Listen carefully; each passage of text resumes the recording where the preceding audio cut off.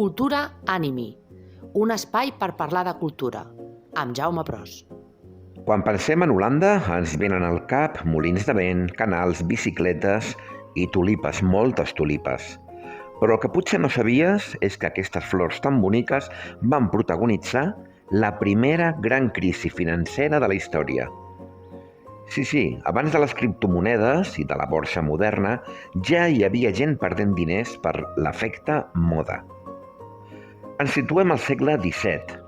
Holanda és una potència comercial brutal. Els vaixells van amunt i avall portant espècies, teixits i també idees i riquesa. A les ciutats apareix una nova classe mitjana amb diners i ganes de demostrar-ho. Bàsicament, és allò de he triomfat i vull que es noti. I aquí entren les tulipes. Les tulipes arriben des de Turquia i triomfen perquè són exòtiques, elegants i algunes són raríssimes. Per què? Avui sabem que era per un virus que alterava els colors, però en aquell moment semblava màgia pura. Flors amb ratlles, combinacions impossibles, patrons únics. Resultat, tothom en vol. I quan tothom vol alguna cosa, els preus es disparen. Entre 1620 i 1630 es crea un mercat boig.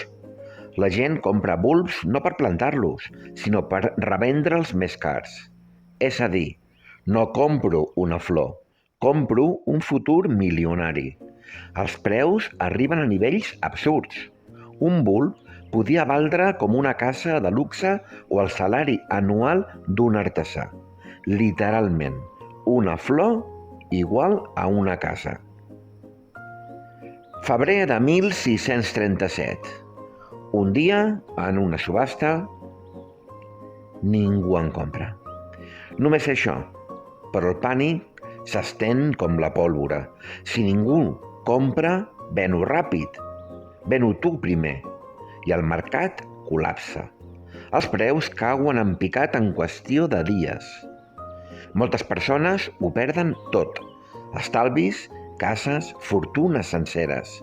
I el pitjor, no només especuladors professionals, també famílies normals que havien invertit per pressió social.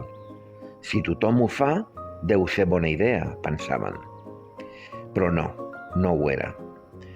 Avui les tulipes continuen sent un símbol d'Holanda, però aquesta història ens deixa una lliçó clara.